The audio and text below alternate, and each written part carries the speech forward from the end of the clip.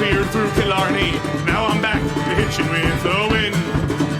But if Mickey Flynn should ever find me, I'll throw me caution all behind me and square off on that son of a bitch again. He cracked open a river too, he beat me Sunday through and through, and so jiggle my unconscious frame. I won me healthy sheriff fights, well lucky son still had me life since Mickey Flynn beat me dumb and lame.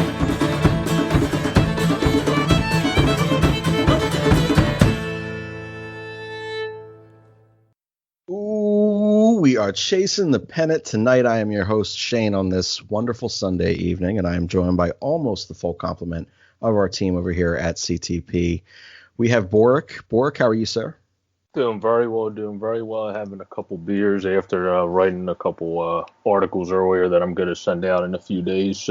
Doing well, just chilling now, and glad to be on the podcast. There you go. Boric, the guy who said crib 14 times before this show, almost made me reach to the microphone and slap you. But Boric, I'm excited to see what you're putting out writing-wise. Then I got Rob. Rob, how are you, man? I'm doing pretty well. I've got good news and I've got bad news. The good news is my alcohol is restocked. The bad news, I'm out of cookie dough. Oh, my God. Rob, the fake alcoholic, but fully white girl gone with cookie dough. Good for you, Rob. And I got Sean over there. How are you, Sean? I'm doing all right, as good as I can be. Spent half an hour earlier trying to fix the flushy part of the toilet that broke and wasn't able to do it. So, me. No, you're not. That was corny as hell. So I'm glad to be talking about anything other than that, and I'm going to crack a few beers just like Boric and relax a little bit. Okay. All right. Then I have Andrew. Andrew, how are you, sir? I'm doing very well, thank you. I did something today I usually don't do, and that's watch golf. I watched the match with Peyton Manning, Tiger Woods, Tom Brady, and the split. Yeah. So I usually don't watch that, but I decided to tune in today. Nothing else going on, so did that. And then unlike everyone else with the alcohol, I got a bottle of water next to me. So me too, man. Me too. We are very dull. And then my favorite guy who's drinking my favorite alcoholic drink is Scott. Scott, how are you? Well, my alcoholic drink is well deserved tonight. It's only 6:30 on the West Coast, but the starter went out in my car earlier today as I pulled into my garage. So I had to figure out a way to get that onto a flatbed truck, find a mechanic, get somebody who could fix it. It's a whole adventure. Then I couldn't get an Uber home, so I had to walk like 3 miles home. So that was fun. And so I deserve this drink. I'm happy to be on the show to be talking about sports and not shitty cars. That's fair, dude. That does suck. That Rob said he dealt with it a couple weeks ago. Oh, pandemic. Yeah, but at least yours happened in your driveway. Mine happened like a couple miles from my house, which is a pain in the ass. Yeah, it was only a pain just because it was in my garage and like there's just a small alley behind it. So the guy pulled up and was like, "All right, how do we do this?" And I was like, "I don't know. I called you." Like, so it took like an hour to get it out of the garage. It was a fucking nightmare. That sounds terrible. Oh, all right. Well, we're gonna bring in some baseball talk. Last week we went nearly 2 hours, a little over 2 hours.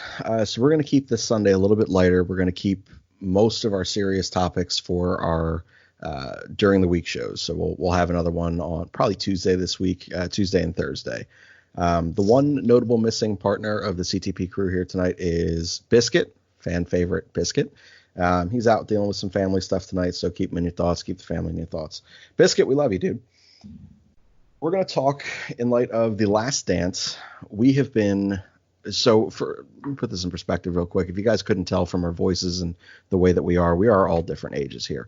I am probably the oldest of this group at 30.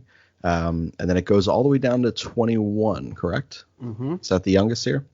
So, yes, sir. Nearly a decade between us. And we were going to sit here and kind of figure out who is our MJ, who is our Kobe, and who is our LeBron.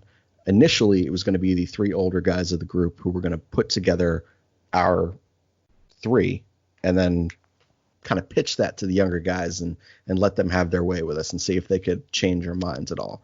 However, Scott's car blew up. Rob found alcohol again, and lost cookie dough. So he was both very happy and very sad. And I couldn't just talk this out with myself. I needed another person. They did not exist. So we are now collectively going to do this on the show. Problem with this is every one of us had a different idea as to how this topic was going to go. So this is going to either be awesome or a nightmare. We'll figure it all out. The initial thought was going to be, we were going to sit here and think, through our lifetime, who do you kind of identify someone who was at the tail end of their career, when you first started watching baseball, as your MJ, as someone who was, your greatest of all time or your lifetime. And then someone else that you saw the entirety of their career, and then another person whose career is still going, and who you kind of identified that era of baseball with. And that is not how the whole group went. I love how Sean did it. So I'm going to actually throw this to Sean for his three, and then we're going to all kind of digest that because none of us went this direction, and then we're all going to kind of challenge it. So Sean, why don't you give us your three, man? I kind of, when I thought of this, I was thinking of the timeline span of both basketball and baseball. And I thought, baseball's been around twice as long as basketball. So anything you put into perspective of when these guys played, I kind of threw them into where they played in the timeline of their own sport and how they made, an impact on the sport through the timeline that they played it compared to now, if that makes sense. So the way I looked at it is, Michael Jordan, arguably the greatest basketball player of all time, played sort of the earlier stages of basketball, kind of in the middle when you think about the timeline. But I'm going to say towards the earlier side, as the NBA didn't really start. I'm just assuming until its technical start is 1946. But I'm going to say it really didn't start blowing up until a little bit a couple decades later. So my comp for Michael Jordan, and I threw in with this Scottie Pippen because he was thought to be the second best player of that time, kind of overshadowed by MJ. But I'm going to go with MJ is Babe Ruth and Scottie Pippen is Lou Gehrig. And I'll go with some initial thoughts on that one. So this was hard because none of us thought that way, and it's impossible to argue that. So I am curious to hear where everyone else kind of went on it. So anyone can jump in on this thought. I mean, to me, Michael Jordan was Barry Bonds. They have similar career trajectories in the sense that, they started out kind of as smaller, little bit, they were really good, but a little bit lesser known. Then they did something bad at a certain point in their career and garnished a lot of hate. MJ with the gambling and, stepping away from the game for a little bit. Barry Bonds with just a buttload of Mexican supplements. And they then proved themselves to be indisputably, the greatest of their position or, generation. And they're still controversial to this day. I would love to watch a documentary on Barry Bonds, just like I spent 8 hours watching Michael Jordan in The Last Dance. Yeah. I think that's fair. That wasn't who I went with either. But I do like the comp. Anyone else have a different comp that they went with for the MJ? Yeah, I had because he also left the game for a period of time to join the military, and Jordan, of course, left to play baseball and basketball, and from basketball, and then came back and still played well until he was in the 40s with his Mets. I put Willie Mays there because he finished with 660 home runs, a 302 average, was obviously one of the best fielders of all time, while being one of the best hitters of all time with 523 doubles, 140 triples, and 338 steals. The dude was the five-tool player that was basically the guy that when you go back and look at his highlights, Trout, that's why I think Trout's so good, because Trout reminded me of how much of a physical specimen Mays was, of how good. That's kind of why I thought Trout was going to be a beast right away. So I went with Willie Mays for my comparison to Jordan, also because of the whole he left and came back and still owned it when he came back until he was in his 40s with the Mets, which no one holds against him. So I went a totally different route than everyone. I guess I did not adequately explain this. And I can tell that because I respect each and every one of the names that have been dropped thus far. But what I kind of went with was, I went with Griffey was my MJ. When I was old enough to really understand and appreciate the game, he was already several years into his career, and in a lot of ways, like, he was the person who made baseball fun and kind of ushered in this generation. You know, it was the backwards hat kid. He was just having so much fun out there. You know, he did things on a baseball field that you just weren't really accustomed to seeing, and he made it look so effortless. He was everywhere. You know, he was someone, you know, that came up and played in an organization that, albeit was a phenomenal regular season team, didn't ultimately win anything. You know, but there was something about him that made an entire era of young baseball fans love and appreciate this game. You know, when you asked, so I don't know how many of you guys watched like the Little League World Series, but when you asked anyone at all during the years of Griffey, and especially in his prime, like, who's your favorite baseball player? Who do you want to be when you grow up? It's Ken Griffey Jr. Like, and that to me was what Mike did for the NBA. You know, he made it a global thing, and he was an icon that you could immediately say, that's basketball. Basketball's Michael Jordan. And that's how I felt with baseball with Ken Griffey Jr., because he was more flashy on the field than he was as a personality that Michael Jordan had. But still, nonetheless, that parallel for me was kind of where I went. So I was curious to see what you guys thought on the Griffey front. I could certainly see why you went Griffey. Given the criteria that you were going off of, I think that's a very good comparison there. And it's one that I certainly highly consider myself. I actually, for my Jordan, comparison, I went Derek Jeter. I went because championships is a big thing. Jordan had 6, Jeter had 5. Jeter, a 14-time All-Star Hall of Famer, pretty much, very, very similar career accolades to Michael Jordan. Also playing in big markets. Jordan always played in a huge market in Chicago. Jeter always played in a huge market in New York. Kind of similar off the field. They were both big personalities. Maybe Jordan a little bit more controversial than Jeter. And then the similarity continues even after they retire. Both become owners of shitty sports teams. So how many MVPs did Jeter have? Jeter I'm trying to Google it right now. Jeter had one World Series MVP. So no MVPs. No for MVPs. Derek Jeter. How many times was he the best player on his team? Wait a minute. On his own, ranks? let alone the league, his own team. How many times was he the best player on his own team? Oh, he was absolutely the best player on his own team. Oh. Many of those seasons. I was going to chime in to tell you he has a Jordan shoe deal, and that's the only reason you're making the comparison at all. Because there is no way that Jordan and you Jeter sound are the like same. John Heyman right now. When John Heyman tweeted that out, he tweeted the exact same thing. He tweeted that Jeter is the Jordan of the MLB, like, on their own timelines, and he got absolutely berated on Twitter. Good. As he should Rob, have. I'm going to need you to tweet that then. All right. Okay. I'm just saying, Jeter was the face of baseball's biggest franchise and baseball's biggest market. He was Alex Rodriguez. He was more or less the face of the sport, even though he wasn't winning MVP awards. Mariano Rivera, like, you could name. You can't put a closer over a position player. He's unanimous. Jeter do was whatever not. the hell you want. Someone was putting Brad Lidge Yeah. as the most integral piece to the 2008 team. Yo, that's equally fucking stupid. It is dumb. I think you would Well, have the to do the problem with- comparison again for pitchers. It's not fair to. Yeah, you can't throw say pictures it. in, but And then I do think Mariano Rivera is Michael Jordan. So. And then, in position players, I mean, clearly he was the best even when they had A-Rod. what the? He had negative defensive WAR. I don't know about that. Yeah. I mean, he I had some I very hate nice baseball. complementary players. The Bernie Williamses, the Scott Brociouses, the Tino Martinez's, Posadas, and all them. But those guys are to him what the Pippins and the Robins were to Jordan. Oh. Yeah, but Jorge Posada was one of the best They're catchers the in Michael baseball. Jordans. Some of those.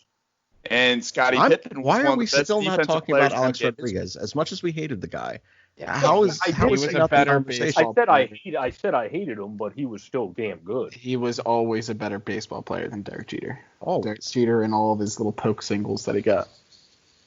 And don't get me wrong, I did like Derek Jeter a lot. Like, I valued what he brought to this game. I always thought he was overrated, but he was a fun enough player to follow on obviously a storied franchise like New York, but he was I don't know that there was a single year he was the best player on his team. He has 3,465 career hits.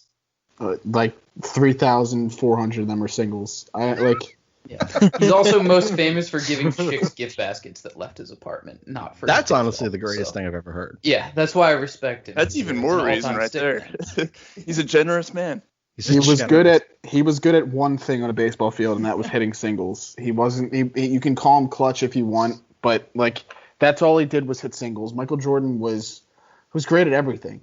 The only reason Jeter would be on there is for the brand name, like Scott was getting at, like with that whole shoe thing with the brand and everything, rather than, I don't think his skill level matches up to MJ's. Yeah. All right, so we have a million different things that we've discussed at this point as who could be Michael's. Well, Andrew, you didn't give us anything. Who do you have? I was going to go with a pitcher because I don't know, I really like pitching, and I was going to say Greg Maddux because if you look at it, like I know Jordan had a lot of scoring titles. Greg Maddux won a lot of ERA titles, both 14-time All-Stars. Greg Maddux also had the Gold Gloves, 18-time Gold Glove winner, as Jordan was also not a bad defender. And then on top of that, they both kind of started around the same time period. So I kind of went with that, kind of how he started back in the mid-'80s, kind of like Jordan did as well. And then finally, Greg Maddux also played with a lot of different couple top-notch players, kind of like Jordan did as well with Pippen and Rodman, while Maddux had John Smoltz and Tom Glavine as well. I refuse to acknowledge anything from how great that Braves dynasty was. They were so fucking good. It's a really good comp. I was not thinking pitchers whatsoever. That's a really good comp in a lot of different ways. And yet they only won the same amount of World Series that the Phillies. I know, right? 07-11 did. That's the amazing part. I can't believe they only got one out of that. That's a damn shame. I'm just happy the fact that we ruined their season in '93. That was our '93 team was so much more fun than any Phillies team that we've watched. Like I don't know if you guys have ever watched like any of those games, any of those guys. Individual highlights from that year. They were so fun. The documentary was on NBC's Sports Philly today. Was it really? Watched a little bit of it, yeah. They were awesome. They were so much fun. I just love that at the vet, whenever I think it was Darren Dalton would get a knock, the whole crowd would start chanting "Whoop badass." What a better time. All right, so let's pick one direction on this Jordan thing, and let's just say from our lifetime. So I think it's easier to nab a Kobe right now. So let's pick someone that we've watched the entirety of their career that we can say fit that Kobe mode or mold of this someone who could challenge whomever MJ is to any of us. Anyone who's got a decent Kobe mark, go ahead, throw it out there. It's A-Rod. It has to be A-Rod. Okay. So the whole reason behind that is A-Rod became like kind of famous when he was 17, 18 in Miami. Kobe was super famous in Philadelphia. I mean, he went to prom with Brandy, for God's sake. So he was a celebrity before he got to the league. A-Rod, same thing, celebrity before he got to the league. Supposed to be a quarterback at Miami. Decided to go play baseball.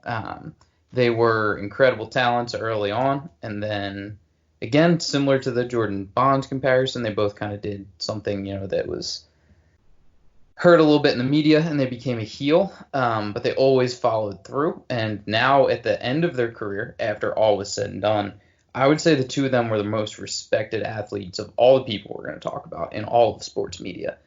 We've all heard the reverence that everyone showed towards Kobe. And A-Rod is in the booth, and he's gained himself enough fame and money, or maybe he just gets this from trying to marry Jennifer Lopez, that he's going to bid on buying a baseball team. I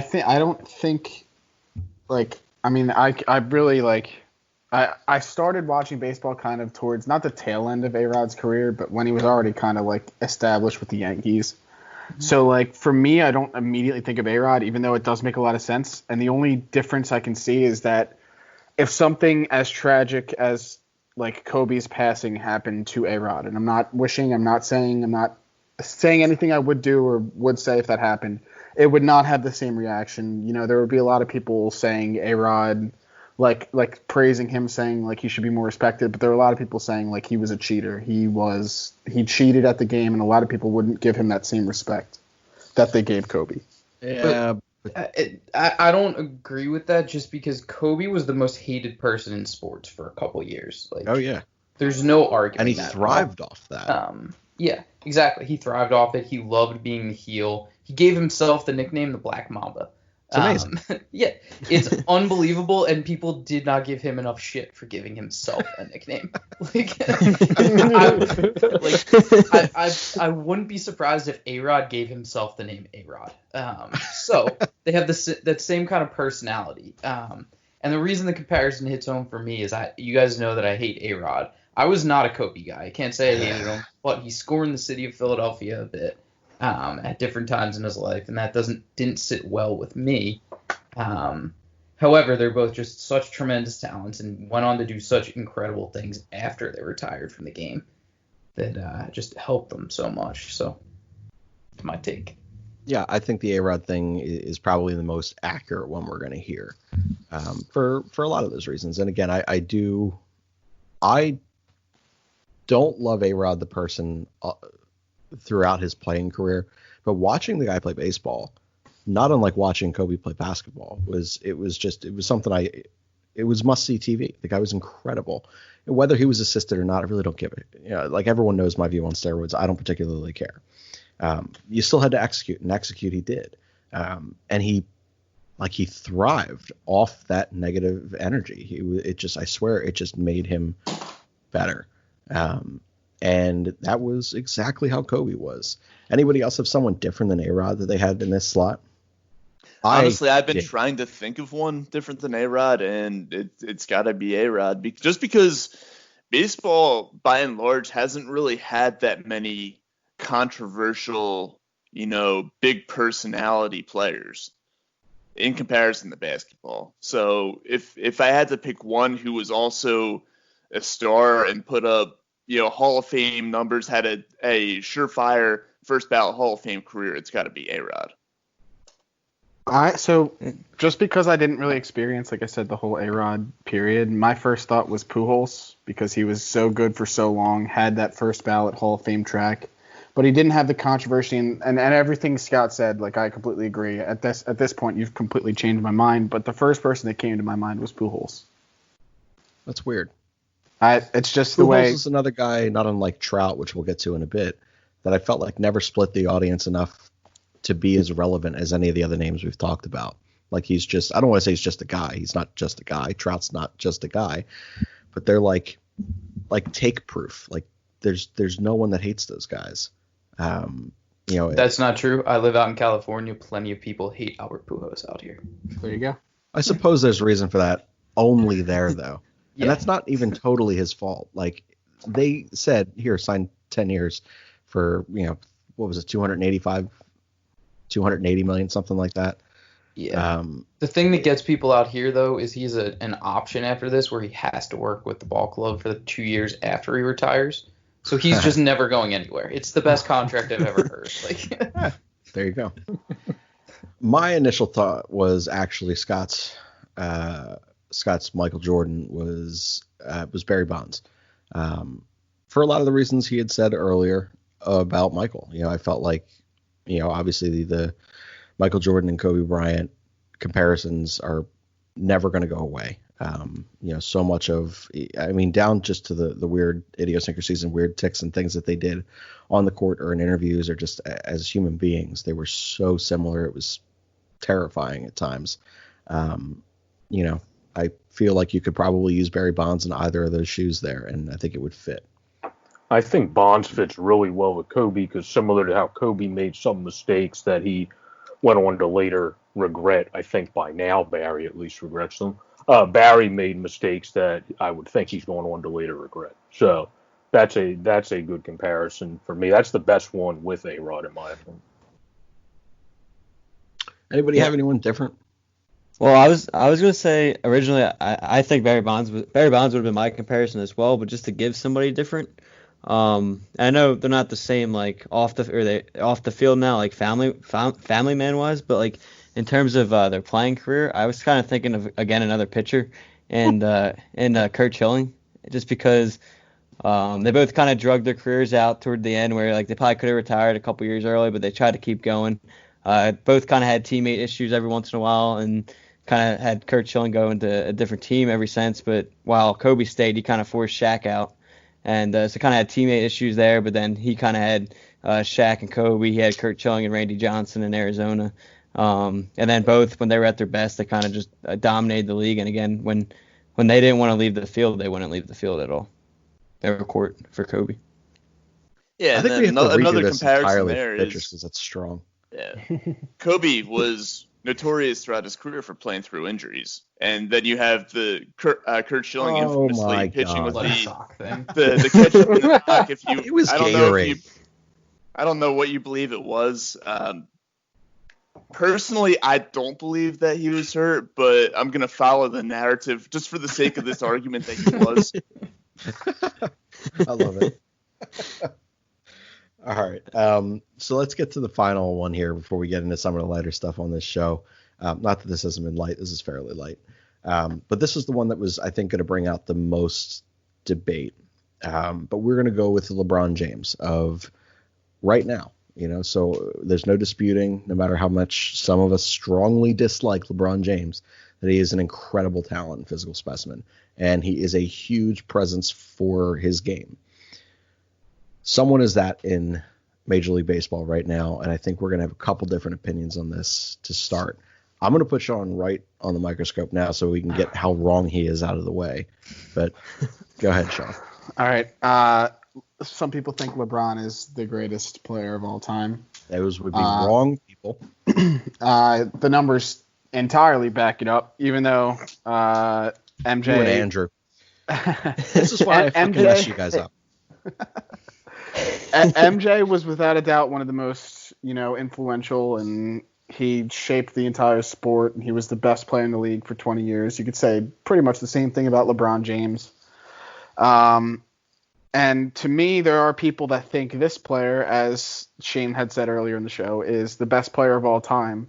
And a lot of that, it's way too early. He gets injured a lot, whatever, but it's Mike Trout. Even in years where he gets hurt, which is pretty much every other season, if not every season now, he still finishes in the top 5 in MVP voting consistently. He won last year when he played 20 less games than the cheater on the Astros, Alex Bregman. And, I mean, you just look at some of his numbers. I don't have them in front of me, but I don't have to. You all know how good Mike Trout is.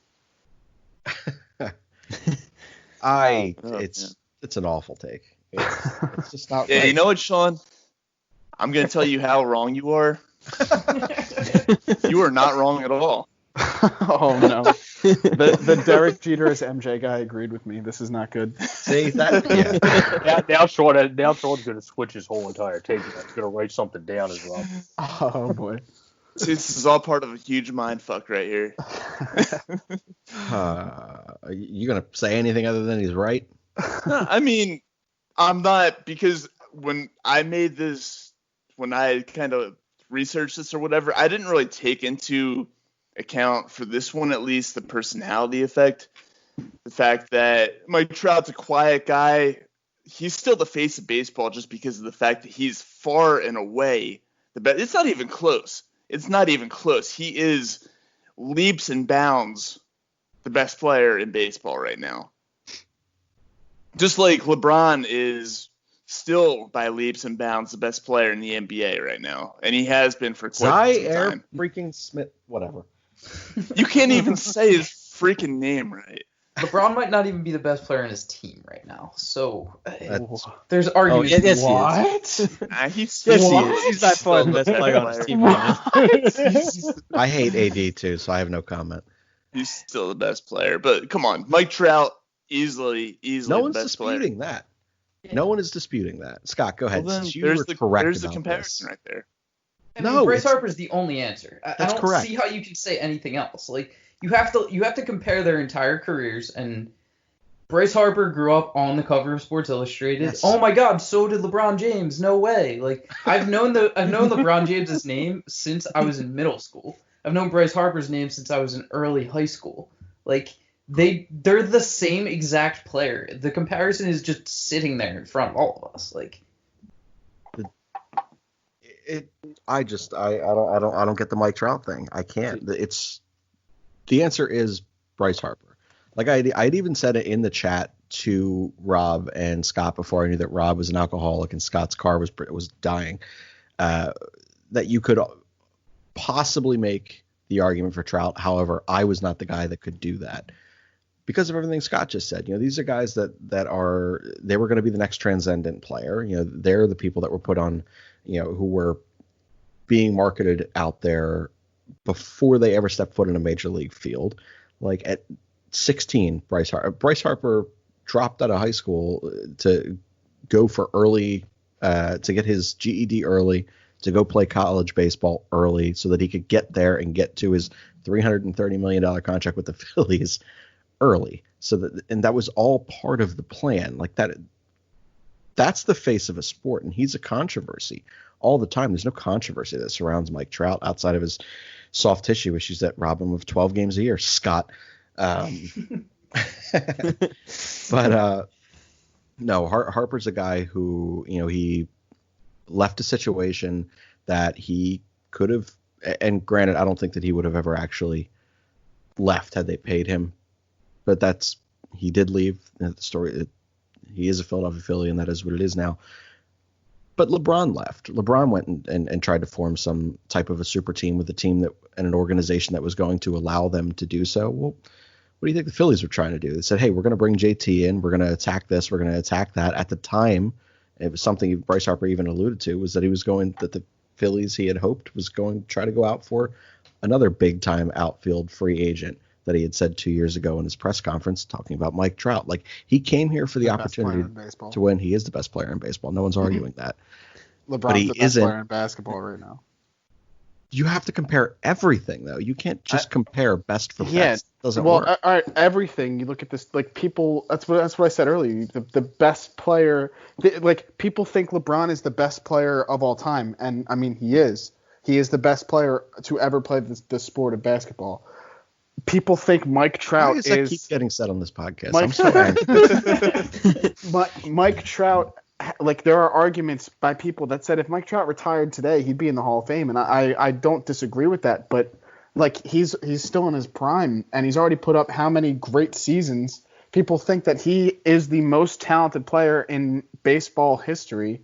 Like, that's the gist. That's the right now. Like, he is the face of baseball, not Bryce Harper. Like, Bryce Harper was for a couple seasons, but, like, for those 2 seasons that he was the face of baseball, he was the best player in baseball. But Mike Trout was still right there putting up MVP-like seasons.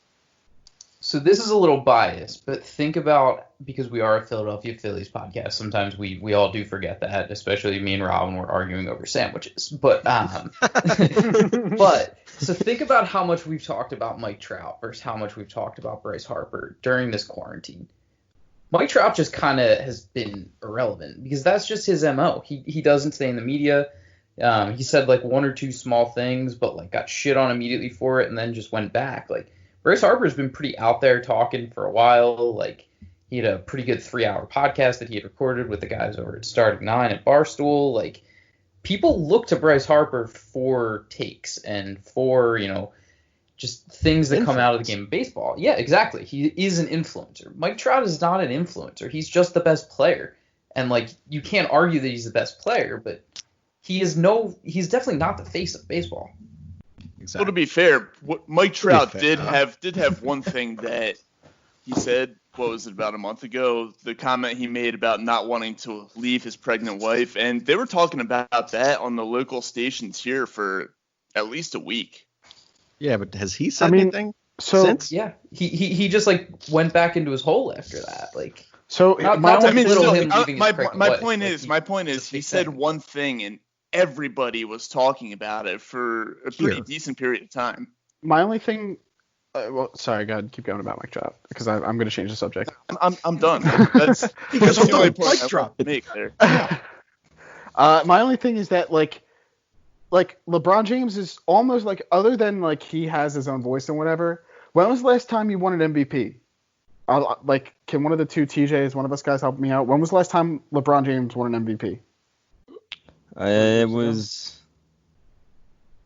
It would have been. You can't even Back in tell me, Cleveland. because the face of basketball for the last couple of years has been Giannis, has been James Harden, he won the Bad MVP take. last Bad season. take. Bad take. He has been the face of the NBA for the last last season. I Before that, it refuse was to allow before someone that whose it was last name cannot be spelled nor pronounced by anyone on this planet to be the Before face that, of it was- fucking anything. Before that, it was Harden. Before that, it was Westbrook. Harden Like, these See, guys. to answer your question, it's 2013 last time 2013. LeBron won it. The last time And he won an 2016 last time he MVP. won So a he's Jeter? finals. He's not the face of basketball. The same, like, Mike Trout should be the face. Like, he is / should be the face of baseball. You're saying it's Bryce Harper, okay? Like LeBron's the same way. Like, he should be the MVP almost every season, and he's not. LeBron's like 36, 37 now. He's 35. Well, He's he's still been playing putting for up the 150 years. Like, Man, he's gonna be playing until his mid 40s probably. he's gonna be Just playing wants with to play Bronny with his Jr. kid. Yeah. Exactly. That's It's it. all about that. So I mean, All there these is a fake Ken Griffey nagging connection. injuries. There is a Right. little bit of Ken Griffey in there.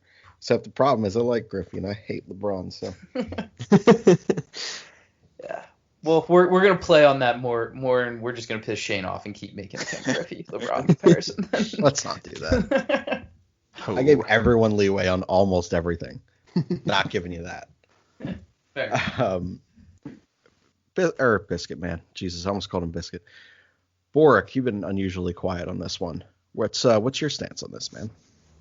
I mean, I took it from more because I'm a big stats guy. I didn't take it from the taking over the game from Breaking my being the heart. Aura He's gonna agree with me. perspective thing. No.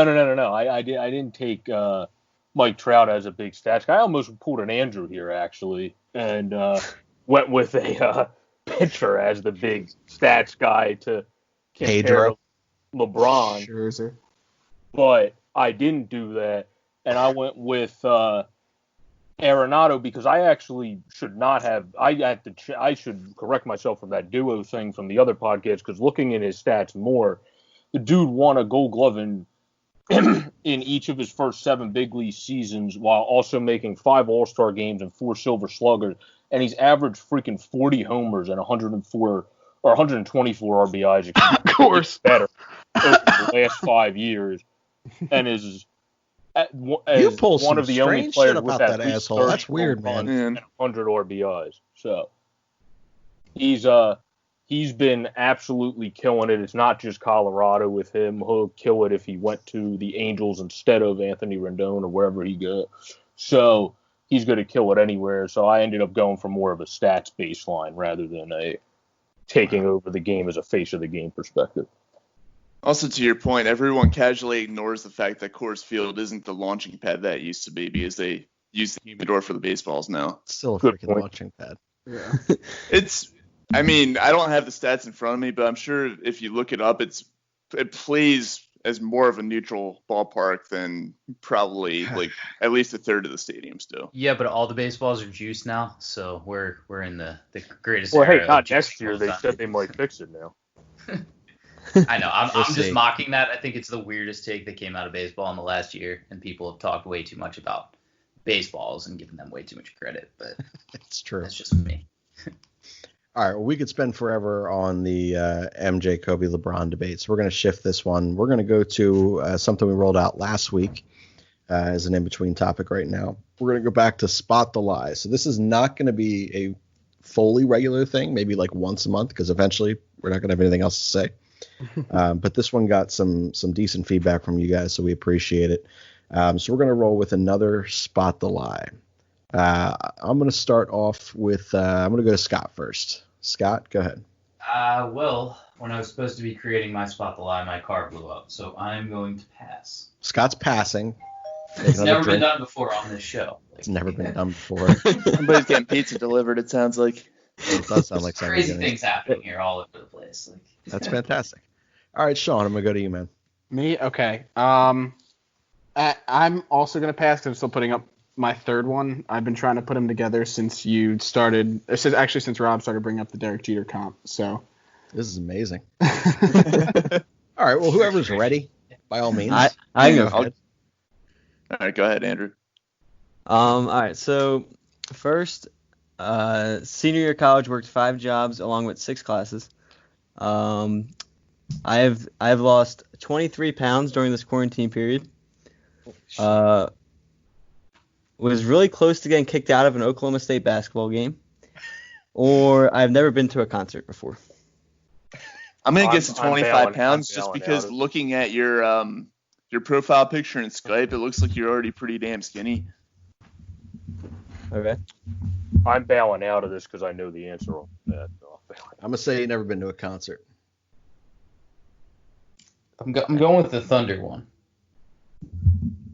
The Oklahoma State Or basketball Oklahoma game? State, excuse me. Okay. Yeah. Everybody guess?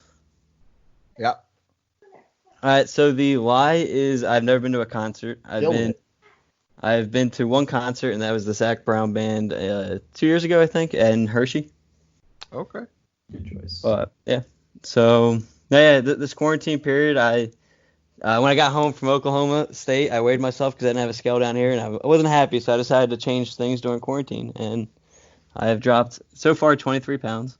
Good for you. And man. then at the Oklahoma State game, me and my two of my friends there, it was freshman year, and we were really bad. So we started yelling at the refs were really bad as well that game, so we started yelling at the refs. But as I mentioned last podcast with not cursing, that is what they told me, like that. The ref asked the cop to kind of like remove us, but the cop told the ref that we have not cursed at all, so we didn't say anything bad, so therefore he wasn't allowed to kick us out. That's amazing. Well, I need to know, what did you say? Like, what types of things were you saying, if not using, colorful language? I was just saying like a lot of different calls were kind of pathetic. Go look at the rule book and stuff, and a couple of my friends, they do curse, so like I think they kind of dropped some things here and there. There's probably more on them at some points, just because of they probably did curse a couple times or something. But overall, that is just kind of like the basic stuff and just substitute I love it. something. Well, there you instead have of it. a word. Andrew is the most gentlemanly heckler of all time. You, sir, were pathetic. No, that's awesome. All right. But yeah, because since they were bad, we were able to get like really close. So basically, the refs were able to hear everything because we were like 2 rows back from the court. That's fantastic. All right, Rob, you're up. All right, so first, I've never reading the wrong thing. I've been on cruises to Alaska, Hawaii, and Bermuda. I own a LeBron jersey for every team that he's played for. My first live sporting event was club suite tickets to a Phillies game at the Vet, and I spent the whole game watching a Flyers playoff game on the TV inside the suite. And lastly, my confirmation name, because I'm Catholic, I have a confirmation name. My confirmation name is James. Oof. I'm going to go with the LeBron jersey one. All right? I Me feel like too. Rob has all of LeBron's jerseys. I'm just going to go with Rob James kind of. I feel like he. I'm not going to lie, but I'm just going to go with that one because that's the only one I could think could be a lie other than the LeBron one. And I feel like he could have all of LeBron's. I feel like Rob's petty enough that he just bought all of them while on this show to make it a truth, just to piss me off. Like, I feel like that's the level he would go to for a joke, and I mean, respect the hell out of that. I am a but you pretty do petty not person. own- You you are definitely know petty. that over the 3 years that we've been podcasting together. It's true. I do know the level of petty, but you do not own every LeBron jersey for each team that he's been on. Anybody else? It's got to be the LeBron thing. Yeah. I'm gonna go with the LeBron one too. All right. Well, I have been on cruises to Alaska, Hawaii, and Bermuda. The thing I said about my first ever sporting event was true, and my confirmation name is James. I only have 2 LeBron jerseys. I have his St. Mary's High School jersey, and I have the wine-colored throwback Cavs jersey. I do not have a Heat jersey, and I do not have a Lakers jersey. The St. Vincent That is- St. Mary jersey is a good pickup. I Yeah, have it's one of pretty those that I solid. bought in middle school that I pull out every St. Patty's Day now when I'm trying to be extra douchey. Like, That is douchey. Do you wear a white snapback hat? I mean, no, I just drink way too much whiskey and start talking like college stuff. Like, That's fair. All right, so yeah, aside from I think it was Bork, all of you guys were right. All right. Well, Bork, Well, on that note, why don't you go ahead and give us with the yours? trend. Sometimes I have to go against the trend. It doesn't always work though. I appreciate that. But anyway, mine is I have been to the Spectrum quite a few times, but never Veterans Stadium. I once ate all my Halloween candy in one night. Johnny Cash's cover of Nine Inch Nails Hurt is one of my favorite covers. And I haven't been to an Eagles game since before 2010. I hope that Johnny Cash one's right. Because I'm gonna guess like that one. the Eagles game, just because I mean, it's hard to go that long without going to an Eagles game. I hate Eagles games live. Like, I've had to work them, so that's different. Like, I just can't stand being there. But yeah, I do. I hate football games live. I'd so much rather just watch every football game on TV on Sunday and call it a day. Well, that's a really strange take because Eagles games are fucking awesome to be man. at. I went to the 49ers, like, when they destroyed them the year they won the Super Bowl, and it was an CJ entirely Beathard different game? Yes, it was an entirely different experience live, so you're absolutely wrong, Shane. Oh, my sweet. Yeah, I'm going to go with the Eagles game one, though, for you, Bork. I'm going to go with the Spectrum take. Anyone else not guess? I'm going Go Eagles. for it. No, the lie was I never once ate all my Halloween candy in one What? night. That was the one I thought was a guarantee. No, I was just Yeah, so out of everyone's left done that. field. Like, That was so, like, Bork, that was good. that was. Oh, my God. I mean, because an Eagles game, I never paid for them myself, and nobody's asked me to go to a game I would want to go to with good seats that I wouldn't have to pay a lot in a long time. So I haven't been there since before 2010. It's fucking amazing. That's fair. in hindsight, I could see the Halloween thing definitely being a lie because let's face it, we always got candy we didn't want to eat, right? I don't know, man. Like the I- shitty point. candy. You know what? That's That's why a you really trade good it. point. That's why you trade it. Trade it with with friends. That's true. Nah, I would let. I'm with Rob there. I would let it sit there until like I finally tell myself that I'm not going to eat it because I don't like it. So then I throw it out. So that's a really good point. Until it's too old and it's like gone stale or something. Right. What was everyone's candy that they want to eat? I don't eat candy, so Oh my god. that's yeah. No, I mean, I'll- I no never liked the candy. sweet candy. I never liked the Airheads or like Reese's are the Jolly only thing. Ranchers. I like chocolate. Give me Hershey's. Give me Kit Kats. Give me Reese's. I'll eat that. But anything else, As the pro caramel guy from a couple episodes ago, over peanut butter, give me Rolos. Oh, God. I hated that too. Gotta keep the I'm brand. more of a chocolate guy Oh. too. Anything with the chocolate, I'm more of that with candy on the candy end. I hate this segment so much. I like This sweet. is a weird segment to do in June or May, whatever the fuck month it is. Yeah, But I don't know. I mean, Very give me the Sour Patch God Kids. lost Like, track of his month. hey, we're only 5 months and 7 days away from Halloween. And baseball. Gotta start playing. 5 months and 7 days away from baseball. That's not too promising. Oh, Jesus. All right, well, Bork, that was good stuff, man. I think that was the first one where we were all wrong on. So way to stump us. Good work by you. Let's see. I will go since three of you were not prepared, right? Two of you. I'm ready whenever if you want to. Oh, then go for it, man. Okay. I wanted to keep mine on the sports trend. So they all have to do with sports, not including baseball. So I ran the 1,500 meter race in the 2015 Junior Olympic Championships in Florida. I played 2 years as goaltender in junior high lacrosse. I was a varsity bowler my senior year of high school where I bowled over 225 twice. And I was cut from my high school soccer team for going on vacation for an entire week of summer practices. I feel like that last part is definitely true. I'm going to go with the bowling thing as being not true. Okay.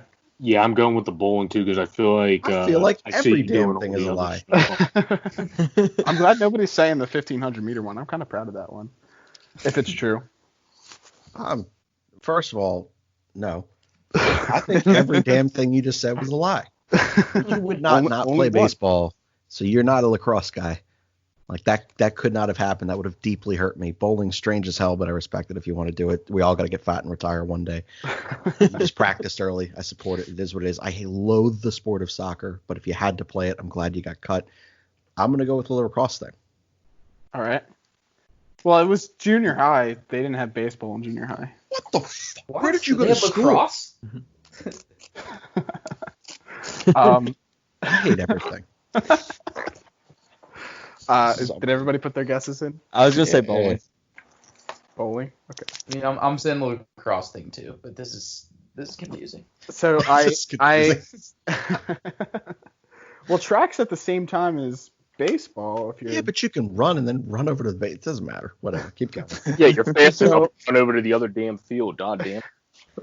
You're right. I was cut from my high school soccer team for going on vacation. That was my sophomore year. Junior year, I switched to bowling, where when I became a senior, I was on varsity and did happen to accidentally bowl over 225 twice. Yep. Because I wanted to run track, because I ran cross country, I couldn't do it during baseball season, but there was a track club in my town, where you could run in the summer. So I ran the 1500 meter race, and in 2015, going into my senior year, I actually got really lucky and came in 5th, where they took the top 5 to Junior Olympic Championships in Florida, where I went and finished in dead last by about, I'm gonna say there's 50 people. I came in dead last. They actually cut the broadcast before I finished the race because I was that far back. I never in my life have played lacrosse, and I figured I would say goaltender to make it more specific. That's why I figured, because the other thing is goalies are like one of my favorite positions to just watch them make stellar saves and dominate in any sport. So I was like, oh, goalie, that's cool. That's true. So I just didn't do that. But I don't know. I think the point the we're rest all of my missing here, last or not, that's a pretty awesome accomplishment. So good for you, man. That's pretty wild. I would It's a good time. not have assumed it. All right. I will go before Scott. Give you some time if you're going to go. If you're not going to go, that's cool. All right. I asked Stephanie out after years of harmless mutual stalking. I was once clocked at 91 miles an hour cross diamond. I was casted as the bad boy Tommy Giles in the school production of The Music Man, and I once dated a Sixers dancer. I'm going with the Sixers dancer just Yeah. because. Sixers dancer. Yeah. Yeah. Wow. That's hurtful. I feel like I've definitely heard stories about the first one that you told me that definitely rings true. See, a lot of the other ones I'm with Rob. I kind of remember you mentioning since I've joined the team a little bit before podcasts or after or during, so that's why I also went with that. You And definitely did the also, play. I know 'cause you're gonna you've try out you've got an the boys. arm on you, so I could see you doing 91 miles an hour across the diamond. Yeah, I was gonna say it would probably hurt you worse if we were all like, nope, can't throw 91 across the diamond. There's no way he could do that. Like, it's got to be the Sixers dancer. Okay. All right. You're all wrong. So Son of a. the lie is that I asked Stephanie out after years of harmless mutual stalking. She asked me out. I've actually never asked anyone out in my entire life. So that was the lie. That's right. I forgot about that part. Yeah. She's the first person to ever make me nervous. It's horrifying.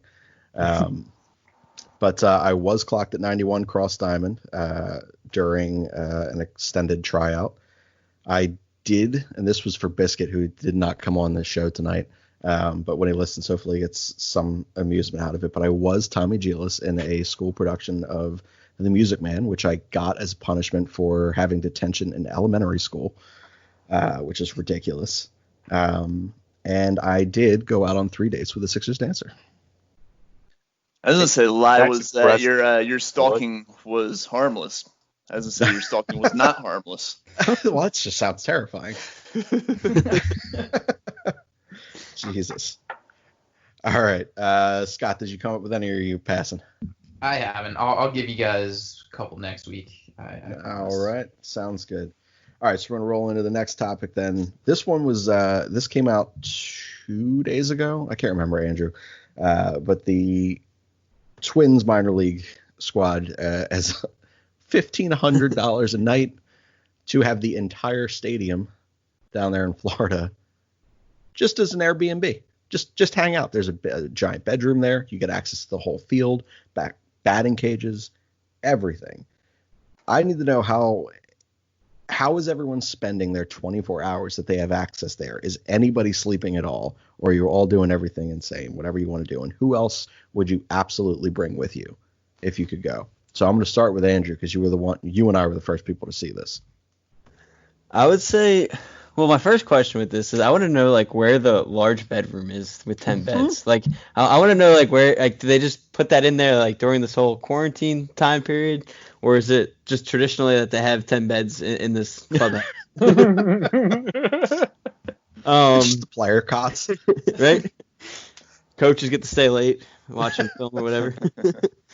But I'd say there's definitely, for me at least, there probably won't be any sleeping. Hopefully, I would doubt it, but hopefully maybe every once in a while they might send like a current minor leaguer there or something to just have fun with everyone. Or I just think that'd be a cool add to it, but I know that's not part of it, so I know it'd be unlikely. But I'd say depending on who you're with, you got to at least get some type of mini scrimmage type pickup game in. You have to. Hell yes. I'm sure in 24 hours, definitely probably more than one game. And then the batting cage would also be fun just to get that experience and kind of see all that. I mean, because when it's all said and done, I feel like we've all been in batting cages before, but just being in a minor league stadium, you probably just want to try that out too. It'd probably be a little different in terms of where it is. And so I'd say who I'd go with is that's a really good question, because I think it would be fun for this group just because everyone's a big baseball people. So I feel like get the most fun out of it. Cause, that's what I'm saying. Like, it would be our entire group, but who else would you be bringing with this group? Like, we're all going to be there because we got to split $1,500. We're a poor podcast. What does that come to, like $250 a person per night? Sure, math. It's all 7 of us. Oh, 7 of us? I thought. I think it is. Yeah, I think it's $250 a person. Well, plus girlfriends, because I'm sure Shane's bringing. She scared the shit out of me once on a baseball field, and I'm intimidated by her now. I feel like this might be a no girls allowed situation, to be honest. I feel like it actually kind of there needs to be some. Yeah. I'm sorry. Like, I don't smoke cigarettes, but I need to smoke a cigarette and then have some strange miscellaneous activity inside the hallway corridor, just like Mickey Mantle did. I need to experience that for myself. Like, that's one thing I would need, and I don't take it personally. I'm sure you guys are all beautiful people, but that is not what our relationship is ever going to come to. I love how that's thing you want to be compared to Mickey Mantle about. Well, I already got a bummed up body. You're gonna have Steph sitting like, I don't know, like a couple rows back, and just like during warm-ups, just flip her a ball with your number on it and role play. Like, there it is. No, it'd be more than that. It'd be during warm-ups, slipping underneath the bleachers. That's what I'm saying, man. I just need to be Mickey Mantle for That's like exactly 20 minutes. what Mickey Mantle did. That's what I'm saying. So yeah, so girlfriends would be allowed. Stephanie, by the way, one of the last pickup games that I had with a bunch of people, not just like a workout. I switch hit. She was playing first base, and I was hitting left-handed at the time, and I roped a fucking line drive directly at her chest, and it was one of the hardest line drives I've ever hit. And I shit myself. Like, I didn't even get out of the batter's box. I just dropped the bat, thought she was dead, and she just casually flipped it out of her glove back to the pitcher and didn't even fucking blink. And I was like, you are a badass woman. Like, I'm done. You win. I'm out. So that's when you knew she's the one. One of the many times. Yeah, she's an impressive chick. Oh god, that's pretty good. I know, she's pretty fantastic. So she would have to come. I assume, Sean, you would probably bring. Actually, that would be hilarious if your lady came. They could pitch. Stephanie would pitch. Your lady would catch. Yep. Sean's lady's a catcher, and I would be up to bat and we would strike out. 100% guaranteed. I've And always if we been get on terrified base, about Steph. Sabrina would throw somebody out. It's trying to steal second. See, Guaranteed. you're right. The girls can stay home. I'm gonna have to never have my Mickey Mantle moment. It's okay. I'll just lay on the trainer's table and just feel it that way. All right, Sean. Who else would you be bringing? I'm okay with just this squad, honestly. And if it's not this group, then I have friends at home. They would absolutely love that. They'd be all over that. They already are trying to put together a Clearwater trip next year, so this is something they would absolutely love. So my first thought would be this group because I feel like we would all have a great time. But yeah, I think Sabrina. No matter either way, I would bring my girlfriend. She would love that. It's a trip she would enjoy. Oh yeah. All right, Scott, who you bringing, man? And what are we doing? I'm gonna bring my brother Chris because he also has an equally shitty shoulder. Actually, his shoulder is way worse than mine. Let's be real about it. So when I'm sitting in the batting cage, just throwing just hundreds and hundreds of pitches of BP to you guys, and trying to regain my confidence and figure out how to throw a curveball again, when my shoulder finally does give out, he can hop in for a little bit and. We're similar personality, we have the same kind of demeanor, so there won't be that much of a difference for you. So I'm really just thinking about all of you guys. That's very kind. That is very kind. Yeah. All right. Rob, what are we doing, man? Who else you bringing? I got two separate answers for this. First off, bringing from home, I bring my buddies Dan and Drayton. They're two of my best friends, and I'm pretty sure they listen to the show, and they are just as good at having a good time as I am. And my other answer is once I'm down there, since Pensacola is right along the beach, I'm be scouring the beach for women and Oh my God. hopefully obtain a few girls to come play some ball with us. Wow. They'd have to Spoken like pay a true rent, though, frat right? boy. They gotta pay part of the $1,500. That's fair. If he can get more that. than in support for that. That's amazing. Can you imagine Rob just like strolling the edge of the beach? Is just like, hey, you want to pay me $150 to come hang out with a bunch of dudes at a It would be baseball like that field? scene from American Pie where would bring up that movie. what's his name throws the football and Stifler catches it in like a fucking pile of women and then gets them all to come to the party. Good Lord, man, you are the frat guy of all of us. Imagine like he gets somebody to come back with him and they start driving and the Uber drops them off at a stadium and they're like, this isn't your apartment. He's like, yeah, I know. He just kind of walks in. Oh, that's such a power move. Actually, we need to do this now just to let that. Can you imagine the look on a girl's face when like you've been out hanging out with her all night? She's like, all right, like, what does he have? Studio, 1 bedroom. Maybe he's got a couple roommates. No, it's a fucking stadium with 10 beds where she's sleeping with all of his closest friends that he does a podcast with. Romance It's a is flex not of there. all fucking flexes, man. Yeah, it's Hey, a huge move. true love can happen everywhere. I mean, I'd be getting Barstool Smoke Show caliber girls. You're awful. You're just terrible, dude. All right, Boric, what would you be doing, man? I would say on top of this group, I kind of go with where Rob was going. I would say my other best friends from the neighborhood, like my friend Zach, Mike, Gavin, other people that are really into baseball. I'd bring some of them. And I would say in terms of doing in 24 hours, I would probably not sleep either. I would probably be playing baseball for at least 18 of those 24 hours. And for the rest, doing whatever else you could do that's cool in there. Definitely taking advantage of the batting cage. Definitely taking advantage of throwing a little bit. In the bullpen, I was definitely not as much of a pitcher as I was a fielder and hitter, but, it would be cool to do that in a minor league stadium. So, yeah, I would definitely not sleep. You know what would be cool as shit? Hooking up a PS4 to the Jumbotron and playing some of the show on that. That would be cool. I hate that even came out of your mouth, honestly, and the fact that you guys all seemed cool with that. I I was am just not saying, that playing sounds really any cool. damn video games at this stupid thing.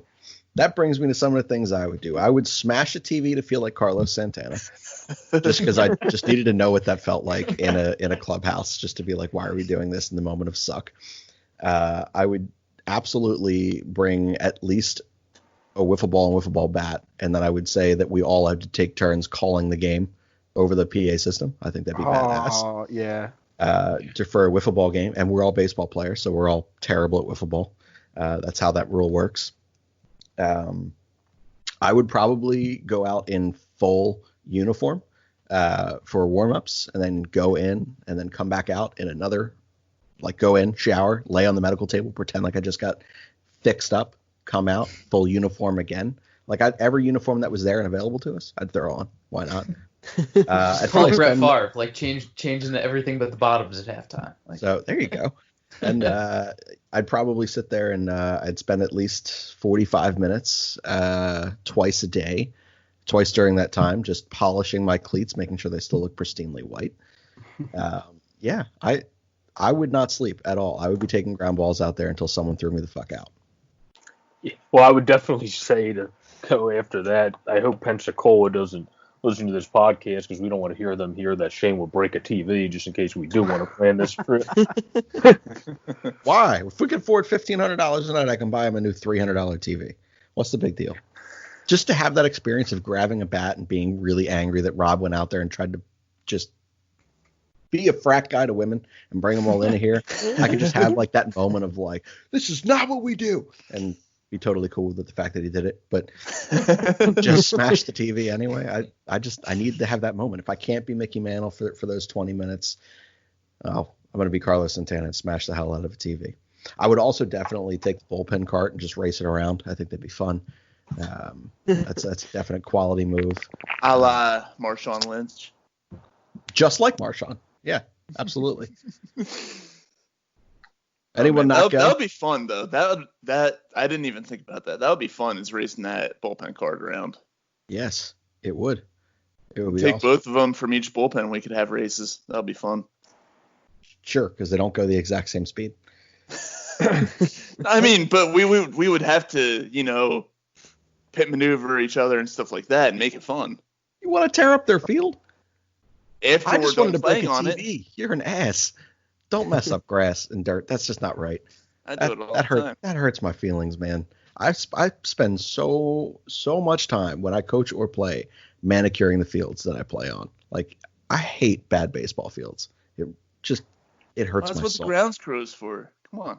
Yeah, but don't make it harder on them. I need Gotta earn those their guys. money. Oh my God, Bob, you're just an awful human tonight.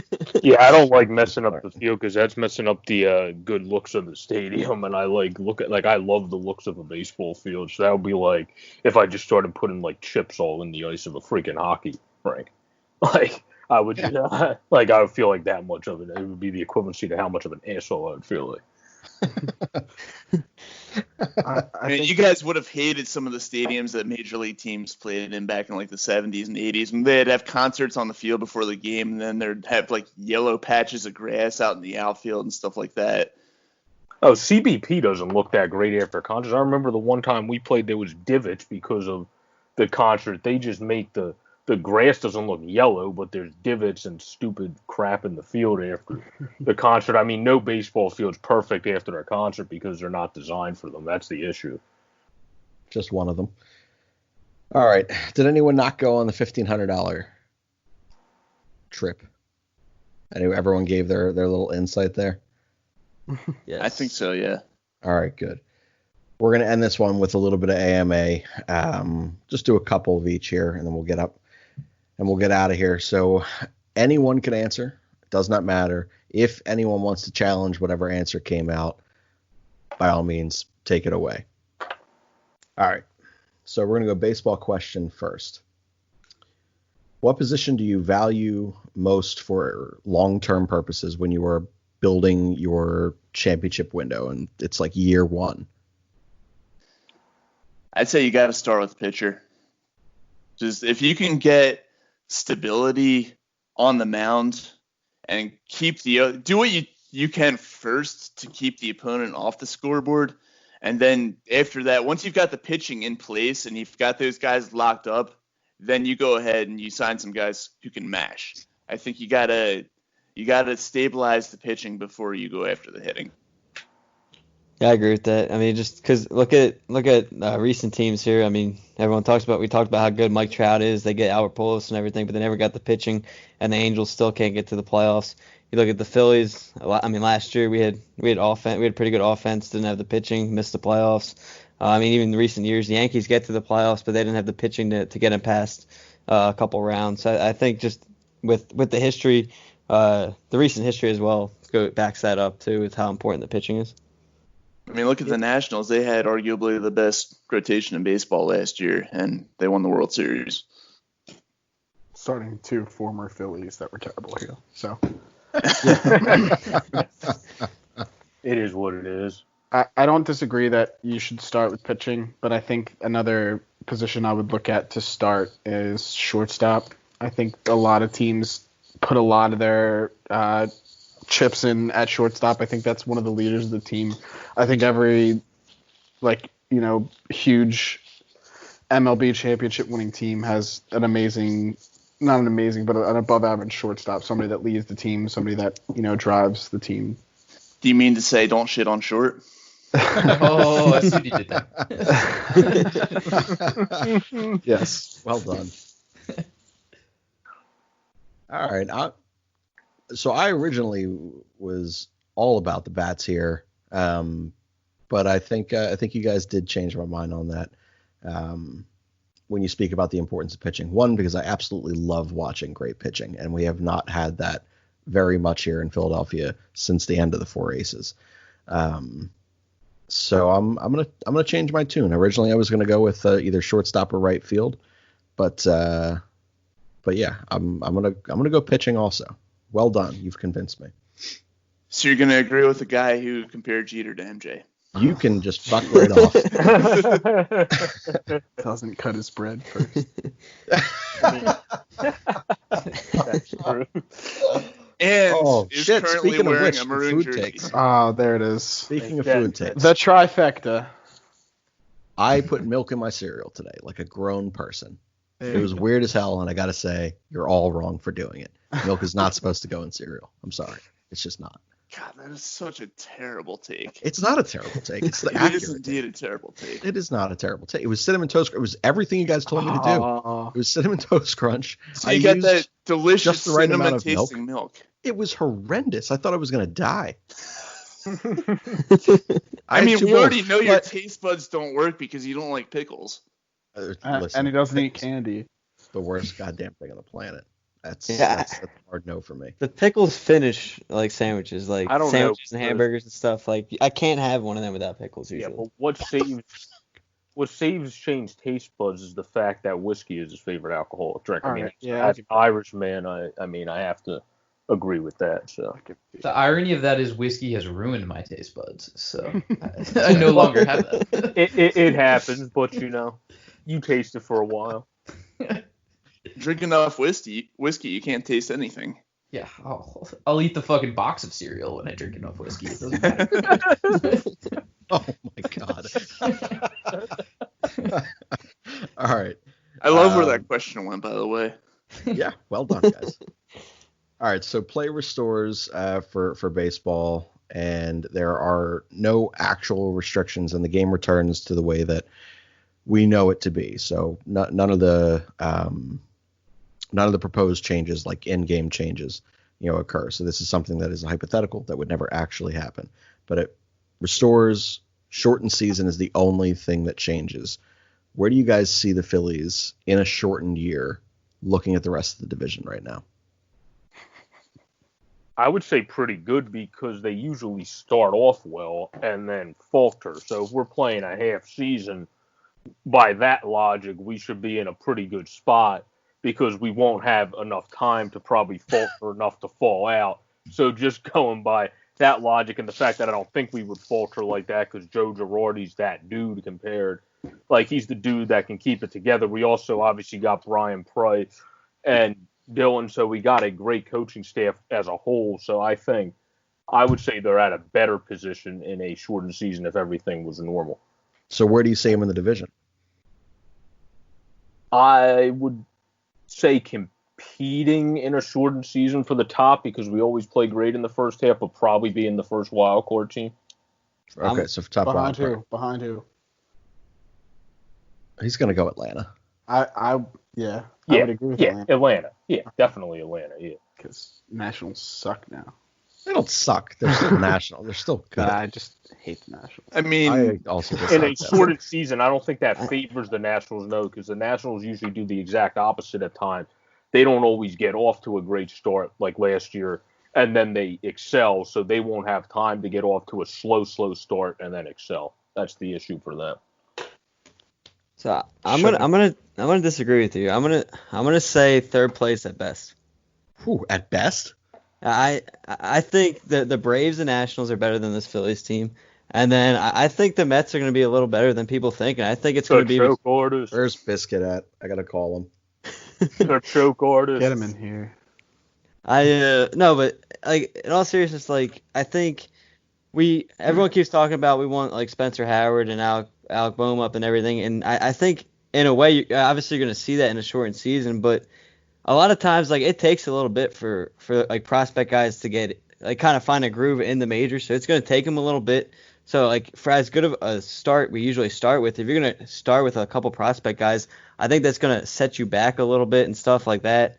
I think I don't trust his pitching at all. I don't see why it'd be any different than recent years in terms of like, especially the bullpen. I mean, outside of Hector Neris and Jose Alvarez, you got a bunch of question marks, and I think when you're going up against powerhouse, Tommy Hunter. Yeah. I love Tommy Hunter. I mean, when he's healthy, I like him, but he's just the only guy that we've had in years who says, "Give me the fucking baseball," and I just respect that. I mean, he's dying all the time because he's just an unhealthy human. But go ahead. Yeah, I like Tommy Hunter, and I think when he pitches, he's really good. But the point, like, he's a question mark because you don't know if he's going to be on the field. And but no, I mean, obviously, I hope I'm wrong. I don't think anybody's going to like blow the division away, but I don't see a way the Phillies finish in front of the Nationals or Braves with the teams laid out, just because. I mean, yeah, the Nationals might have lost Anthony Rendon, but they still got. I mean, Juan Soto's still up and coming, and I mean, he's only going to keep improving. That Braves lineup with Acuna, Freeman, etc. I mean, it's the whole division worries me. I think the division is going to be really good this year outside the Marlins. Yeah, I mean, the one thing I just vehemently disagree with you on, and I can't believe you went on, is the Mets possibly finishing above us, because I just see the Mets as the Cowboys of the MLB. It's like Stephen A. Smith always says, it's like, yeah, they'll do great, and then they're just fall off a cliff. And for me, as a person that hates the Mets as much as he hates the Cowboys, I would love to see that, and I think that's exactly going to happen.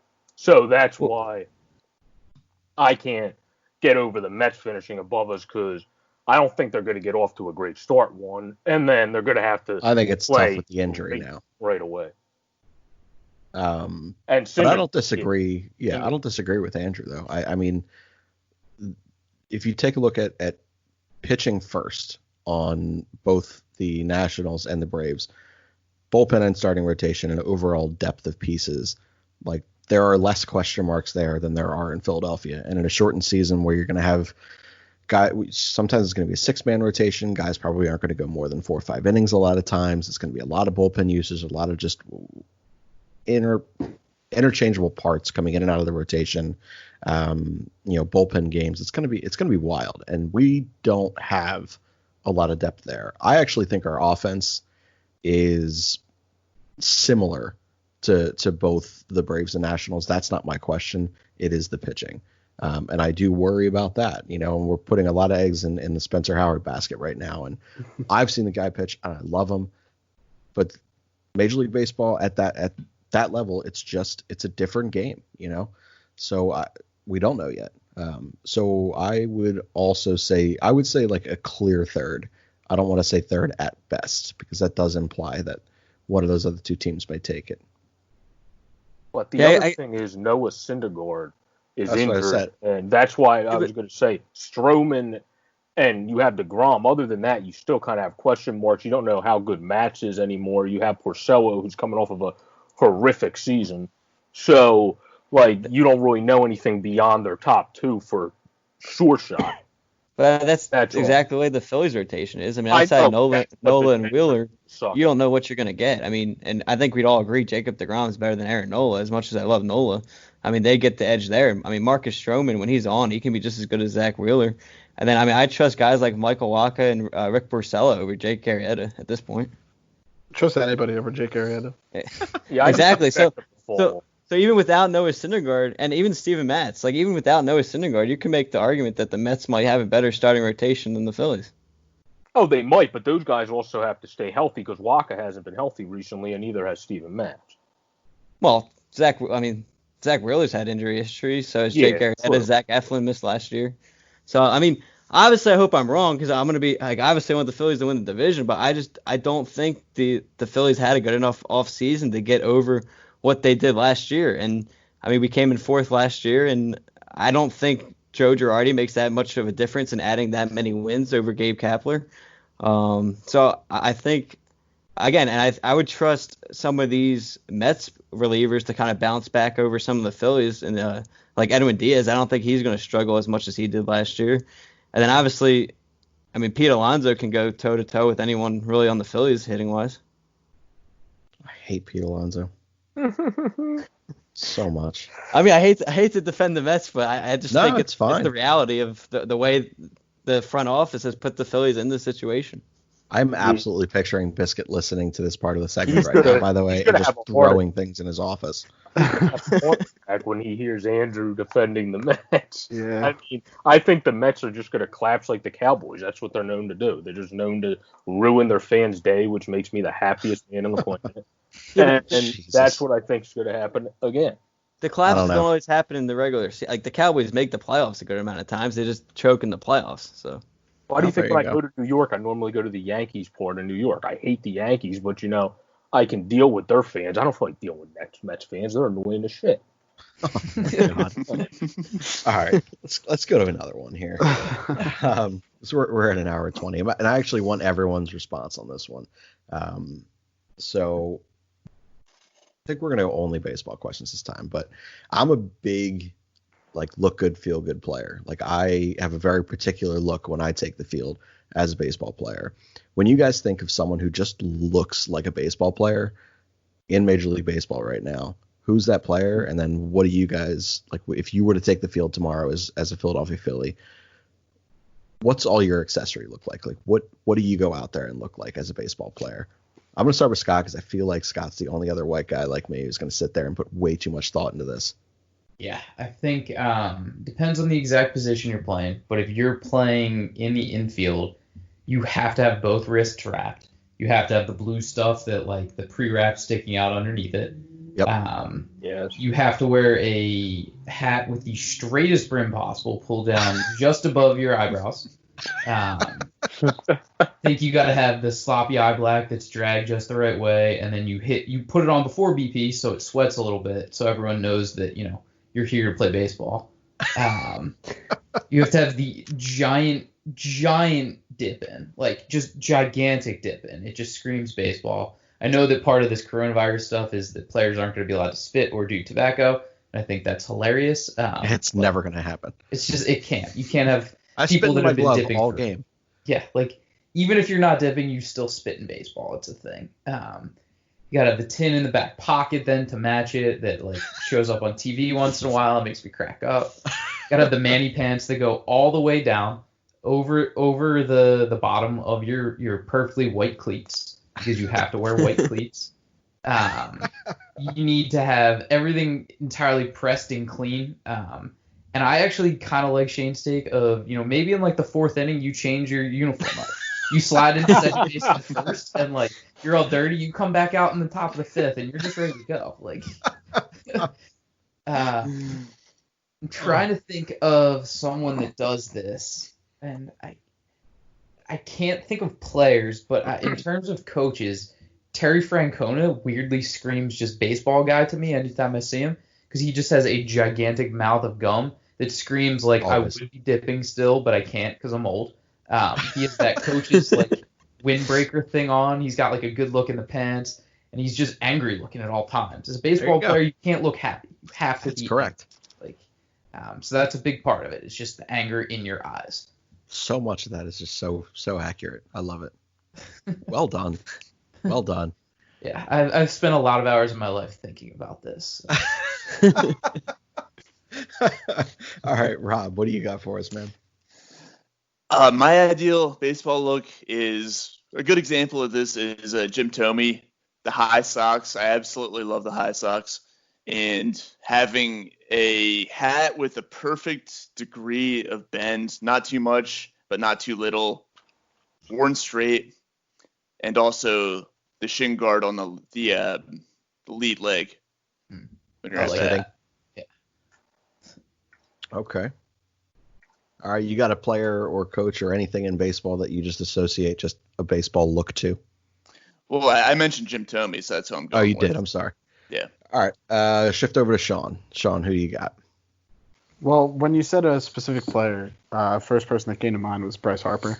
I just feel like he does everything right. He's got everything in place. He's a very between good feel good guy. Yes, absolutely. And I'm trying to think because, like I said earlier, like the shortstop's the heart and soul of the team, and I'm trying to think of like the person that embodies everything that Scott said. Like I agree with everything, maybe except the dip part, but like everything else completely embodies everything. I completely agree. Like the wrap on the arms and everything, like the flat brim, all of it. And I wouldn't say J-Roll did that, but he kind of, for the most part, I can see him having most of those attributes. I did not like Jimmy Rollins. I respect that. I think you said that way too much for this being a Phillies podcast. Oh, I just feel like he is so overrated here. How about this one? Freddie Galvis. Freddie Galvis had a decent amount of that. He looked like a baseball guy at least. What? Freddie Galvis looked like he plays adult softball. No, he looked like he knew what he was doing. He didn't always do it, but he looked like it. I liked Freddie, don't get me wrong, but he looked like a softball player. I hate it. It just didn't work for me. I love the dreads. How about McCutchen? McCutchen looks like he belongs in the game. It's a quality pick. My pick was Dansby Swanson. Just looking at the guy, like he just looks like a baseball player. Like in baseball clothes, outside of baseball clothes. He just like if you walk up to someone and they're like, I'm an attorney. You're like, yeah, I get that. Like, I feel like if he walked up to you and you're just like, oh, what do you do for a living? He's like, oh, I play baseball. You're like, yeah, it makes sense. Like, just looking at him, he looks like a baseball player. Oh, it's wonderful. It's great hair. I was super different. It's weird. What I associate with, like, watching a baseball player and, like, what I want the baseball player to look like is very close to what Scott had. But what I actually operate as when I'm playing is so weirdly different. I am so similar. I do have the hat brim pretty much straight, right above the eye, like right above the eye line. Like I don't want you to see what's going on. I do have the eye black that's kind of messed up. I work out way too much, and I'm also like just grossly obese, so I sweat naturally. It's awful. So like my face is all jacked up. I have a beard. Like I just look dirty, like you should as a baseball player. I am long pants, not quite as long as what Scott was saying, but still. I always wear long sleeve Under Armour, no matter if it's 150 degrees out or 4 degrees. I don't care. But I only leave the left arm down, and then I leave my throwing arm. I roll up and fold it in half, just above my elbow, and it has to always be just below my elbow, like just below the break. And I have to have pine tar on fucking everything, like front of my helmet, on the glove patch, like just everywhere. It just is what it is. That's another thing, pine tar. Oh yeah, very Craig Biggio like. Yeah. But that was kind of where I was at with stuff. Not a big jewelry guy out there. I still have like a two-tone like necklace thing that like you wore in like the early 2000s that apparently went away pretty quick, but I still have one. Fightins, right? That's what they're called? Yep. Yeah. Those are really fucking cool. Yeah, still wear mine. Mine used to look like it was like a normal size. Now it looks like a choker. So things have gone real downhill for me physically. So you're not going to go out there looking like Derek Dietrich. So I just look like hell, honestly. But and then the last piece of this is really important. So I can't really slide head first anymore because the impact on the top of my knee is just going to destroy it. So I have to always slide feet first, which suck, unless I'm diving back into a base. Like that's pretty okay. But my left ass cheek of my baseball pants is always torn. So before the season, I go out and I slide 25, 30 times in a row until I tear it. And it's always torn, just the way I do it. Don't know why. That's my baseball look. Bork, you didn't give one. Go for it.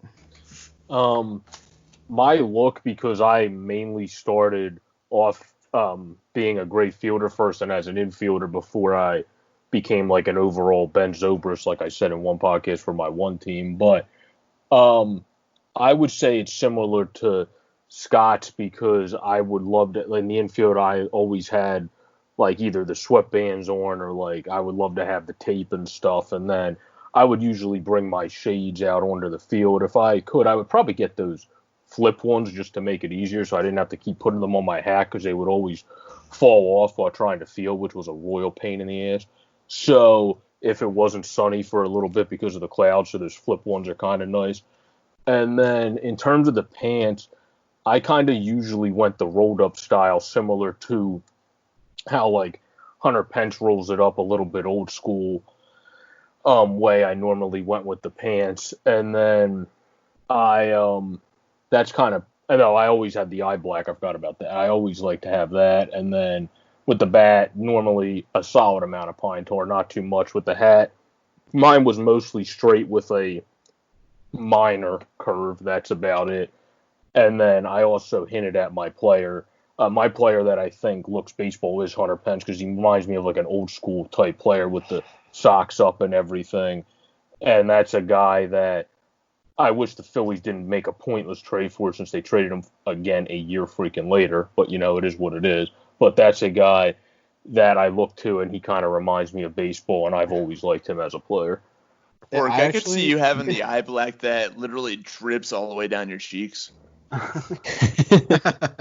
I actually, when you said a player, like when Shane said a player that like reminds you of baseball, the first thing that popped in my head was a player that didn't remind me of baseball, and that player was Hunter Pence. So I think it's really funny that you brought that up. Like, I'm not saying like I disagree with anything you said like about like what embodies a baseball player, but like he was always a guy to me that like he did everything wrong and it always worked out right.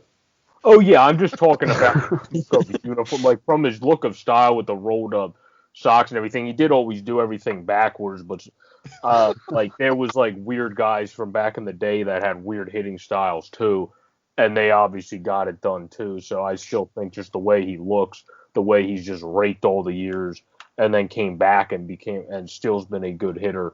That's why he just reminds me of baseball. He's just continued to be good throughout his career too, while looking good doing it. So love it.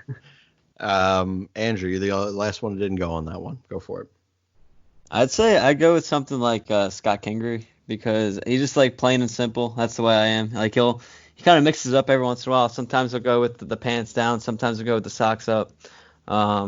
He just goes plain and simple, one sleeve usually on the left arm. So that's the way I'd go, just like one plain simple sleeve. And then I feel like his hat, if you're gonna bend it, he's got like the perfect bend. It's not too much.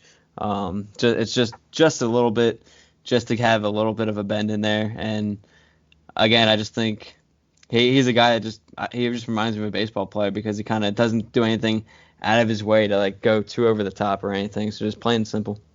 I respect that. Wait a minute, did you say that he likes going with his pants down? No one thought of it that way, man. Wow. Way to bring that up. Wow. All right, guys. Let's go with one last one here. We're just going to do baseball ones today, since we're amazingly at the 90-minute mark. We're going to go, the last one here is, if you had been able to watch one player that you were unable to watch live, who's that player for you? I'll go with Andrew first this time. And I'm also going to rip the guy who wrote this in, because it was phrased so awkwardly. So do you mean like one player that we haven't seen live, like a game we went to, or like one player that played before our time? Like it doesn't matter. Just anyone in the history of the game that you didn't have the opportunity to watch play live that you would have loved to had the opportunity to. I'd say I'm going to go with Mike Schmidt, just like hearing all the stories from my dad and uncles and stuff, and hearing what type of player he was. And I know it's probably a cliche pick, but not being able to see the greatest third baseman in Phillies history, especially for a position I like, that'd be a guy I'd always go back and see. love the pick. Guy that works, that helps work me out and keep me remotely in baseball shape. He shows me endless Mike Schmidt clips every time I'm at the hot corner. And he's just incredible. To have watched him live would have been awesome. Solid pick. Sean, who are you going with? I'm actually going to go Andrew's route and go pitcher here, and I'm shocked that he didn't. Me too, honestly. But my first thought for this was a guy like either Robin Roberts or Steve Carlton, like Philly greats. And then you said all of baseball, and that kind of opened my mind, so I'm going to go with Sandy Koufax. I just feel like watching those guys, go deep into games. They used to, I don't know if that was back, I know Carlton wasn't, but that was back when they really didn't have relievers. I don't know if it was Sandy Koufax era, but they used to go much deeper into games, and their windups and the movement on their pitches, everything about them. I just feel like those era pitchers were a lot more fun, and they were more of a show to watch than today's pitchers. Yeah, I would agree. A different art to what they were able to do, as opposed to just strictly power and spin that we get now. Not that it's not impressive in both eras, but it's certainly a different one. So I dig the pick. Boric, who do you got? Yeah, this is a tough question for me. I went back and after you answered, I was going back and forth between hitter and pitcher in my head, and I kind of just got stuck with, especially because when we went to Fenway, we got a cup of him and then a cup of Corey Yastrzemski's for the souvenir cups. Ted Williams, because he was just one of the best hitters of all time, and I just love watching guys rake too. I mean, the guy is the last player to register a 400 batting average and hit 406 as a freaking 22-year-old. So back then, like Sean said, watching certain pitchers back then was like a different thing, a different animal. Watching certain hitters back then, too, in my opinion, was a different thing, a different animal, and he was the prime example of that, being one of the best hitters of all time. So I would say he's one of the guys I would have loved to see live a couple times. Also a great pick. He had a book on hitting that I actually gave to Stephanie's grandfather, who was a guy who doesn't notoriously read a ton, but read that in a night. So one of the better gifts I've given. Awesome pick, Bort. Well done. Rob, what do you got? Someone I've never seen play in person, Griffey Jr. Unfortunately, I went to a Phillies-Reds game during the last season at the Vet, and I believe he went on the DL like maybe a week before that game. So I never got to see him play in person, but he was an incredible baseball player. It would have been really cool to see. Awesome. I did see him live. He was a lot of fun. It was just, it's just fun to watch what happens in the stadium around you when, the faces of baseball go up there and do something, even when they strike out. Scott, who do you got? I think Steve Carlton's a pretty easy answer, and that's where I wanted to go. But I think the far funnier response would be saying Ryan Howard, because every time I went to go see the Phillies growing up, he never showed up and would notoriously just go like 0 for 5 and strike out 5 times. It would have been great to see him actually play. That's amazing. All right. I would have went with Mickey Mantle for a lot of different reasons, but for anyone who's listened to this podcast or a previous version of this in the In Cap We Trust version, I've only worn 2 numbers in my playing career. It's been 9 and 7. He was a guy that when I transitioned to the outfield, I watched a ton of tape on him. So, and he was just a character. He was just a funny dude. So he was definitely someone I would have loved to watch play live.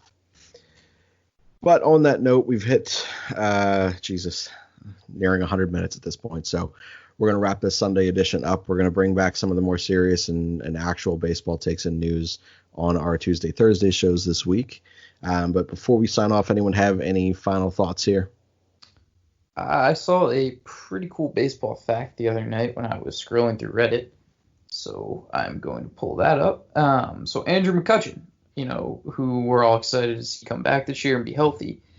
He played varsity baseball when he was in 8th grade and hit .591 that year. His senior year, he hit .709 and had 16 home runs and 42 ribbies. So, you have to assume he's going to hit at least .450 this year as a Philly, right? Oh, that's amazing. That's disgusting. That's 700. That's stupid. Like, it's stupid. yeah. That's amazing. I had a final thought just to go off of because I know how much you love Griffey Shane. So, and I found a stat on one of the Currently baseball wearing facts. a Mariners hat on a previous podcast, by the way. When I found a stat on one of the baseball facts Instagrams I follow. In 1996, it said Ken Griffey Jr. becomes the 7th youngest player to collect 200 homers when he connects with the M's 6-run fourth inning homer. And he also, that was when Seattle pound out 19 hits to destroy Boston 13-7. So that's a topic, or that's a fact that I figured I'd bring up since I know how much you love Griffey. I do dig Griffey and all Griffey facts. Well done. My final thing is everyone, if you haven't at this point, needs to go check out Just Food. 215-794-FOOD, 215-794-3663. Treat yourself, take it home. But beyond Just Food, you can also check out Rob's graphic page. It's an Instagram page at this point, but he will do artwork for you. He has done artwork for us. We are starting to get our merchandise rolled in. We got our first piece rolled in this week, which is pretty cool. But it's r.d.graphics on Instagram. He is currently illustrating a children's book. This guy he's just so talented. He does so many different things. So if you want to continue to help support a guy who has helped support us, it is our good buddy Asian Rob. And again, you can get him for his food and restaurant. It's Just Food, 215-794-FOOD, or check out his Instagram page for some of his artwork. I think most of it at this point is in different hair salons. He has a bunch of different stuff out there, and then the books that he's authoring or illustrating, excuse me. But all around, great dude. Guys, this one has been fun. I always love the Sunday shows. Biscuit, we miss you, man. See you hopefully later in the week. So when you listen to this, so we hope that you've been thoroughly angered by the Mets talk and then found some amusement by some of the other things. But we will see you guys on Tuesday or Thursday night. A fighting man I used to be, revered and feared through Killarney. Now I'm back to hitching with the wind. But if Mickey Flynn should ever find me, I'll throw me caution behind me and square off on that son of a bitch again. He cracked open a river too, he beat me Sunday through and through, and so jig over my unconscious frame. I won me healthy sheriff fights, well lucky son still had me life since Mickey Flynn beat me dumb and lame.